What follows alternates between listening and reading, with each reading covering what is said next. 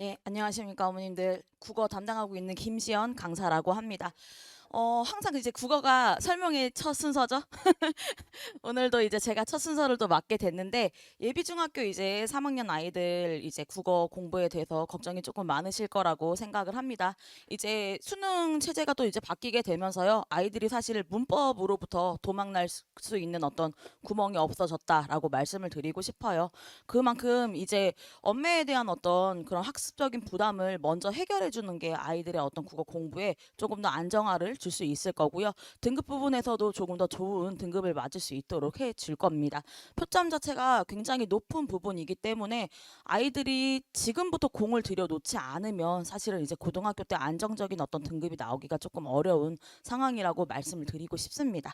자, 한번 지금 그 드린 유인물 첫 번째 페이지에 이제 보시게 되면요. 시간 안내가 먼저 되어져 있습니다. 어머님들.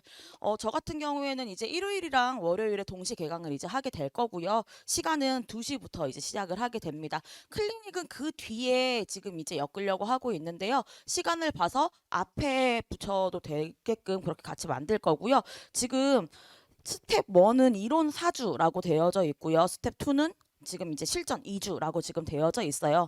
프로그램을 이렇게 짠 이유는요. 교차가 조금 가능하도록 일부러 만들어 봤습니다. 아이들이 이미 이론적인 부분에 선행이 지금 많이 된 상태이다 하시면은 스텝 2부터 들어오시면 됩니다. 근데 이제 여기서 선행이라는 건 중학교 선행을 말씀드리는 게 아니고요. 고등학교 전용어 국어 문법에 대한 선행 정도는 돼 있어야 하고 아이들이 기본적으로 1등급 이상의 어떤 문법에 대한 굉장히 탄탄한 어떤 베이스가 있는 친구들은 스텝 2부터 들어도 괜찮아요.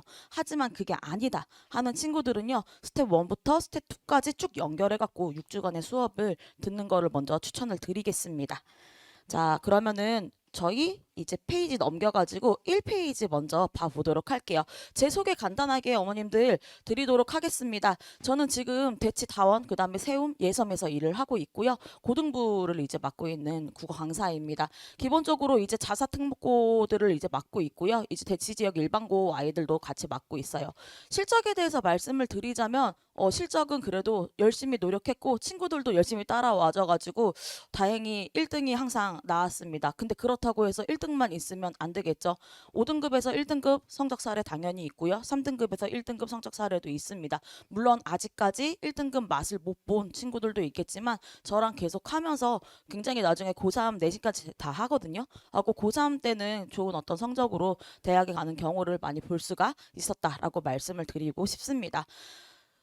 강좌 명의 에너자이저 문법이에요, 어머님들.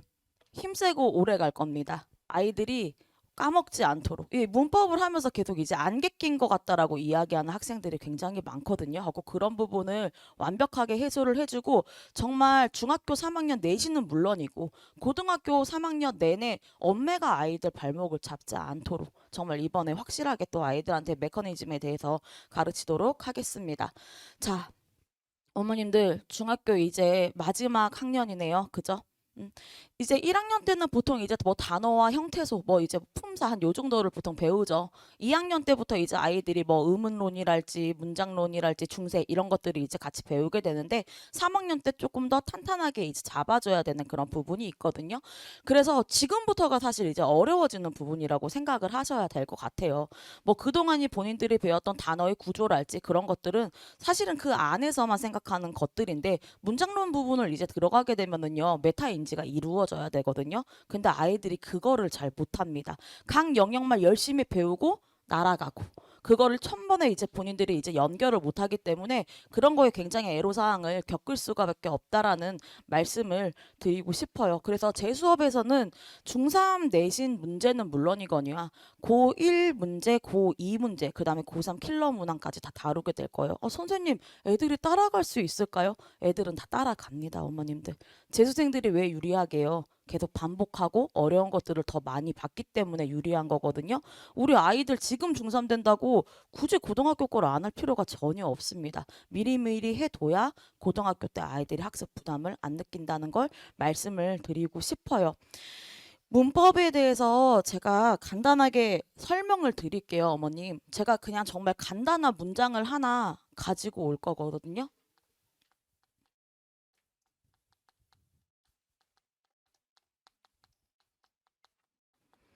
진짜 간단한 문장이죠, 어머님들. 제가 왜 문법의 메커니즘으로 돌아간다라고 말씀을 드리냐면요. 아이들이 영역을 각 영역으로 배우거든요. 근데 문제는 이게 사실은 다 돌아오는 톱니바퀴 구조라는 걸 이해를 조금 못해서 어려운 거예요. 이 빨간이라는 이 하나의 단어만 보더라도요, 어머님들, 여기에 들어가는 문법 용어들이 무궁무진합니다. 자, 빨간을요, 제가 형태소적으로 분석을 하면 이렇게 분석을 할 거예요. 아이들이 중학교 1학년 때 요 과정은 이제 다 배웠을 겁니다. 하고, 빨간이라는 걸 분석할 때는 빨가에다가 니은으로 분석을 일단은 할 수가 있겠구나. 그랬을 때 여기에 명칭을 아는 학생들이 몇 명 되실 거라고 생각하세요? 제가 고1 특강 겨울방학 이제 올라오는 친구들 있잖아요. 예비 고1 애들. 이거 물어보잖아요. 아이들이 공부 다 웬만큼 한 애들인데도 대답을 못해요. 이거는 어떤 말일까요? 문법 용어를 정확하게 본인이 암기한 적이 없다는 거겠죠. 그냥 그때 선생님 설명 듣고 대충 이렇게 넘어간 겁니다. 그래서 저랑 수업을 하게 되면 하나하나의 문법 용어를 계속 저랑 같이 되풀이를 하게 될 거예요. 하고 그런 부분에 대한 이해를 먼저 도울 겁니다. 자, 관형사형 전성어미라고 하는 겁니다, 어머님들. 그 다음에 이거를 제가 품사적으로 그냥 분석을 한다면은 형용사라고 말씀을 드릴 수가 있겠죠. 그럼 이 빨간이라는 하나의 단어에 지금 품사로는 형용사 나왔고요. 관형사형 전성어미라는 표현 나왔고요. 그러면 얘는 어간이겠죠? 어간이라는 표현이 나왔습니다. 자, 이거를 그렇다면은 제가 문장론으로 한번 이야기를 빼볼게요. 문장론으로 이야기를 뺐을 때 문장 성분으로 이야기하면요. 관형어라고 말을 해야 되고요. 이 부분을 제가 문장의 짜임으로 이야기를 하려면요. 관계관형절이라는 말을 해야 돼요. 사실은 다 같은 말이거든요. 이 빨간이라는 단어를 어떤 영역에서 보느냐에 따라서 명칭이 달라지는 거예요. 근데 이 부분을 아이들이 사실 혼자서 아우르기가 굉장히 어렵잖아요. 각자 다 따로 배운 파트인데 이걸 어떻게 혼자 통합을 시키겠습니까? 이런 부분을 통합을 시켜주면서 문법이라는 게 사실은 어떻게 보는 영역에 따라서 용어가 달라지고 그때그때의 어떤 쓰임과 그때그때 연결이 중요한 거구나를 이해를 조금 해줘야 되는 부분이 있거든요. 근데 아이들이 그런 부분을 놓치고 가기 때문에 제 수업에서는요. 어떤 영역을 다루더라도 다 전 영역으로 연결시키는 그런 문법 수업을 하게 될 겁니다. 아이들이 그러기 때문에 특강을 한 번만 듣고 나면은 문법의 전반적인 이해도가 엄청나게 올라가게 되면서 구조를 이해를 하게 돼요. 그렇게 되면은 다음부터는 거리낄 게 없는 거예요. 본인이 유지만 해주면 이번에 특강 듣고 전역에 계속 문제 푸는 거를 하루에 5문제씩만 혹은 뭐 이틀에 5문제씩만 영역별로 이렇게 풀어주게 되더라도 아이들 문법에 대한 어떤 이론이 떨어지는 일은 없을 거라고 생각을 합니다.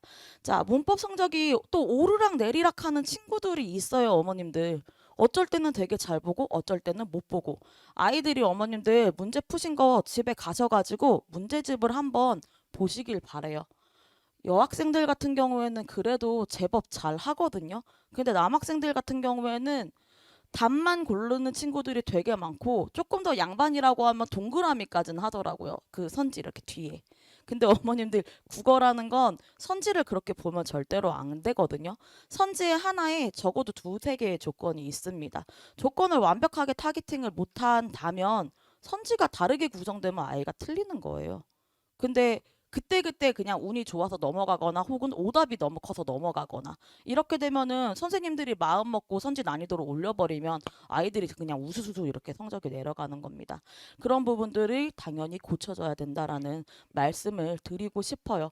그래서 문법을 조금 하고 싶은데 계속 뭔가 성적이 지금 조금 애매하게 나온다거나 아이 자체가 문법에 너무 거부감이 있는 친구들이 있다거나 보통은 좀 이제 후자가 조금 많죠. 문법을 너무 어렵게 생각하고 그런 친구들이 많은데 정말 다행인 건 제가 후자 같은 아이였어요. 학교 다닐 때. 문법이 정말 너무 싫은 거예요. 문학이랑 뭐 독서는 하겠는데 문법은 이걸 다 외우고 막 하려니까 이 국어 같지가 않더라고요. 제가 그렇기 때문에 정말 재밌게 외우고 효율적으로 공부할 수 있는 방법을 제가 체화시켜서 제가 압니다. 그런 방식을 아이들한테 같이 가르쳐 줄 거예요. 애초부터 잘하는 문법을 가르치는 게 아니라 아, 이렇게 했더니 문법이 그때서야 보이고 성적이 오르더라. 그리고 내가 어릴 때는 이런 것들이 헷갈렸는데 다시 보니까 이런 거를 해결하면 문법 성적이 나오는 거였어를 아이들한테 가르치면서 아이들의 어떤 고통을 같이 제가 이해하면서 들어가는 수업이라고 말씀을 드리고 싶어요.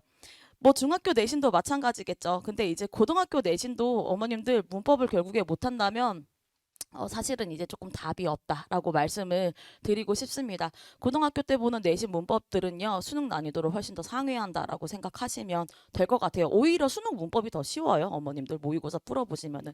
하고, 국어 문법에서 내신에 대한 어떤 영역을 공부한다고 쳤을 때 아이들이 이 부분을 결국 놓치면요, 1등급은 가당치도 않다라고 말씀을 먼저 드릴게요. 문법을 못하면 국어에서 좋은 우위를 차지하기는 굉장히 어려운 구조가 됩니다. 그 다음에 이제 아시다시피 이번에 이제 수능 체제가 좀 바뀌고 있잖아요.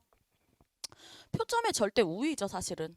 도망갈 수 있는 구멍이 없어요. 지금은 선택이라도 할 수 있었지만 이제는 무조건 문법 영역을 아이들이 수능 때 치르게 됩니다. 그래서 이런 부분을 이거를 뭐 내가 선택을 한다, 이거를 내가 조금 이 부분을 조금 외면을 했다가 나중에 해도 되지 않을까라는 생각은 너무나 입시에는 아니란 생각이라고 말씀을 저는 드리고 싶습니다. 제 수업 특징을 말씀을 드릴게요. 아이들이랑 맨날 집에서 잔소리 하시고 공부하냐, 너 뭐 지금 하고 있냐, 애들 뭐 잠깐 한눈 파면 유튜브 보고 인스타하고 걱정이 많으실 거라고 생각해요. 제 수업의 원칙은요, 그날 배운 거 그날 무조건 소화하고 간다입니다. 이게 가장 중요한 포인트라고 저는 생각을 해요. 아이들이 보통 하고서 보내놓으면요, 공부를 그날 안 해요. 오기 전날에요. 그러면은 한 6일을 그걸 안 보다가 갑자기 전날 막 새벽에 물어봐요, 저한테. 아이들이 기억이 날까요? 기억 절대 안 나요. 어떻게 기억이 날 수가 있겠어요? 개념도 어려운데 그거를 며칠을 뭉개다가 나중에 보면은 습관 자체를 미리 고치지 않으면 고등학교 때도 힘듭니다. 그래서 제가 그날 공부를 시킨 거는 그날 다 소화를 하고 가게끔 만들 거예요. 그래서 당일 과제 완성이라는 클리닉이 있고요. 또 당일 학습이라는 클리닉이 두 개로 이제 이루어지게 될 거라는 말씀을 드리고 싶습니다. 그 당일 과제 양은요, 사실 이제 많은 양을 소화시키지는 않을 거예요. 한 이제 20문제 정도 풀 수 있게끔. 왜 그러냐면 이제 안 그러면 체류 시간이 너무 길어질 수도 있어가지고 뒤에 어머님들 이제 좀 말씀을 들어보고 만약에 학원에 또 가야 되는 친구들이 있잖아요. 그런 친구들은 최대한 조금 적은 양을 당일 과제로 시킬 거고요. 만약에 어머님들이 아유, 우리 애는 제발 해주세요 하시면 전체 다 소화를 하게끔 가도록 하겠습니다. 그런 식으로 당일 과제 완성으로 미복습을 저희는 완전히 방어를 하게 될 거고요. 이제 학습 클리닉을 운영을 할 거예요. 그 클리닉은요, 당일에 바로 이루어질 겁니다. 학습 클리닉을 이용을 하게 되면요, 스텝 1부터 스텝 3까지 이루어진다라고 생각을 하시면 될 것 같아요. 이따가 사진을 보여드리겠지만 첫 번째는 이론 수업에 대한 빈칸 채워넣기입니다. 이거는 왜 하냐면은 문법 용어를 조금 온전하게 암기를 하기 위해서 하는 거예요. 두 번째는 그 관련된 객관식 문제를 풀어볼 거고요. 세 번째는 서술형 문제를 풀어볼 겁니다.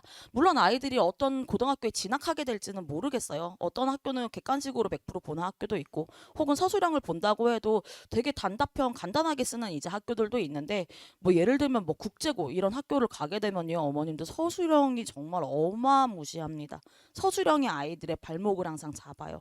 그렇기 때문에 선원수령에 대한 어떤 문장을 구축하는 일은요, 처음부터 해야 되거든요. 갖고 나중에 가서 고등학교 때 되면 되겠지라는 생각은 사실은 아이들한테는 좋지가 않죠. 그래서 미리미리 문장을 어떻게 써야 되고 여기서 가감 포인트가 어떻게 들어가는지 첨삭이 다 들어가야 되는 부분이라고 말씀을 드리고 싶어요. 두 번째, 무작위 구술 퀴즈. 이거 진짜 걸리면 짜증나는 거죠. 수업 이렇게 하고 있는데 갑자기 딱 말하면서 아까 내가 저번 시간에 이거 개념 말했었는데 용어 뭐였지? 이렇게 물어보면 이제 애가 이런 표정을 지으면서 고민을 하겠죠? 그러면 질문 받은 친구도 혹은 질문을 내가 다이렉트로 안 받았더라도 그 용어에 대해서 열심히 생각을 해야 돼요.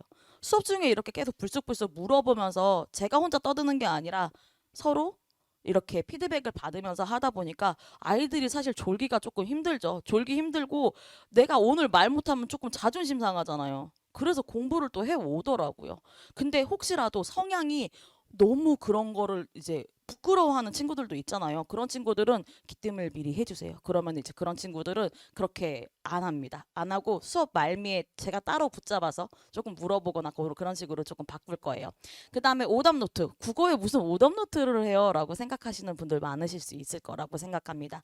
제 수업에서 5등급에서 뭐 1등급으로 갑자기 올라간다거나 혹은 그 1등을 놓치지 않는 친구들이 있어요, 어머님들. 공부 방향성이 완전히 다릅니다. 그 친구들은요, 문제를 그냥 풀었다고 끝나는 게 아니에요. 문제를 풀고 나면 거기에 있는 선지의 조건을 분석을 해야죠. 그쵸?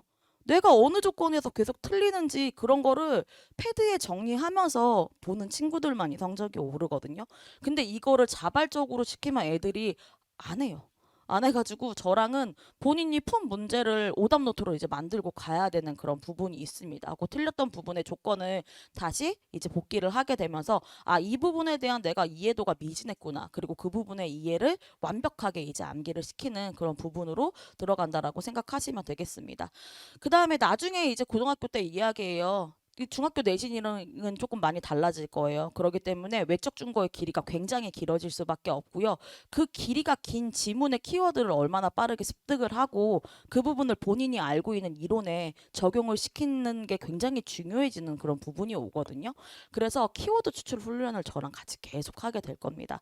그렇기 때문에 저랑 수업하는 동안은 심화 자료에 대한 어떤 텍스트도 조금 많이 보게 될 거예요. 이걸 일부러 막 지금부터 보게 하는 이유는요. 당연히 독해력에 너무나 좋고요. 사고력에도 너무나 좋고요. 시간 싸움에서도 굉장히 유리해지는 부분이 있기 때문에 그런 어떤 과정을 계속 연습시킨다라고 생각을 하시면 될 것 같습니다. 그 다음에 당연히 학생이랑 교감이 돼야겠죠. 제가 이렇게 수업만 하고 쌩 가고 다음 주에 하고 수업하고 그러면 애정도라는 게 안 생겨요, 어머님들. 아이들이 일단 기본적으로 선생님을 조금 좋아해야 되거든요. 그리고 저도 계속 애한테 막 질문을 던지면서 막 관심을 두고 해야지 아이들과의 그런 정서적인 거리도 가까워지는 겁니다. 정서적인 거리가 가까울수록 그 과목에 대한 호감도는 올라가는 거예요, 어머님들. 제가 국어에 아이들한테는 그 호감도의 신호가 돼야 된다라는 말씀을 드리고 싶어요. 그래서 아이들이랑은 정말 조금 친밀하게 지낼 겁니다. 그리고 제가 그렇게 막 무섭게 하거나 막 살벌하게 팩트 폭행을 해서 막 아이들의 가슴을 후벼 파는 사람이 아니거든요. 조금 응원하면서 아이들도 되게 예민한 시기예요. 물론 그렇게 자극을 줄 수도 있겠지만 저는 조금 따뜻하게 아우르면서 아이들을 끌고 가는 게 더 중요하다라고 생각하는 강사입니다. 이게 뭐 어떤 어머님들은 그러면 단점이 될 수도 있겠는데라고 생각할 수도 있겠지만 저는 확신을 합니다. 아이들을 정말 믿고 제가 따뜻하게 응원을 해줄 때 결국에는 아이들이 끝까지 롱런하게 되더라고요. 그런 부분에 대해서 어머님들한테도 같은 저는 포지션이에요. 항상 응원을 할 거고요. 너무나 힘드시잖아요, 아이들이랑. 그래서 어머님들 혹시라도 고민이 있으시면 저한테 말씀해 주시면 그런 부분을 제가 가운데서 정말 잘 풀어보도록 하겠습니다. 커리 말씀드릴게요. 단어론부터 들어갈 거예요. 중학교 1학년 때 이미 배웠던 내용입니다.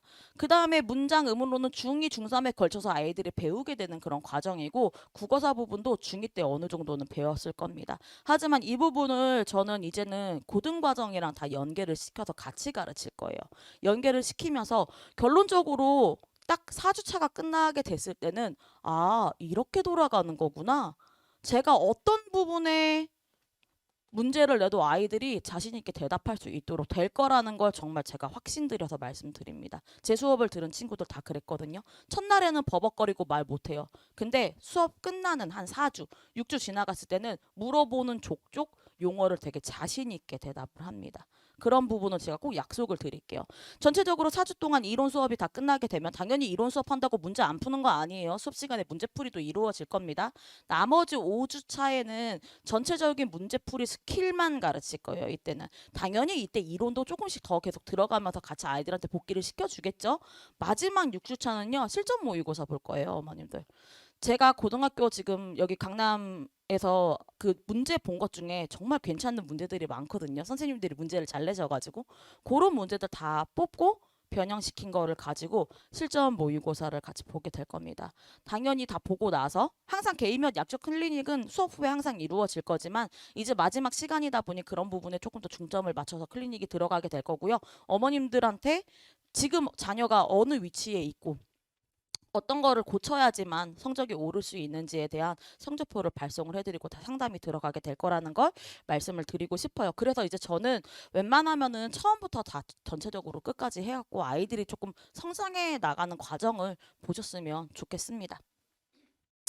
수업은 이런 방식으로 이루어질 거예요. 수업 끝나고 클리닉이 이루어질 거고요. 그 다음에 이제 그런 어떤 상황들이 문자로 발송된다라고 생각을 하시면 될 것 같아요. 당연히 복습 동영상은 링크가 상시 제공됩니다. 특강 동안은 항상 열려져 있어서 아이들이 언제든지 본인이 복습하고 싶을 때 그런 어떤 영상을 보면서 다시 복습을 하게 될 거라고 생각을 하시면 될 것 같고요. 방이 만들어질 거예요. 이제 왜 그러냐면은 이제 선생님들마다 약간 좀 다르시죠. 어떤 선생님들은 자료 무조건 지류로만 주시는 선생님들도 계신데 사실은 패드로 공부하는 학생들도 되게 많거든요. 그리고 본인이 패드로 공부할 때 조금 더 잘 된다고 느끼는 친구들도 많아요. 특히 여학생들은 그런 걸 막 정리하고 필기하는 걸 너무 좋아하기 때문에 PDF 자료까지 같이 그냥 줄 겁니다. 그런 식으로 해서 아이들이 조금 공부를 편하게 할 수 있도록 말씀을 드릴 거예요.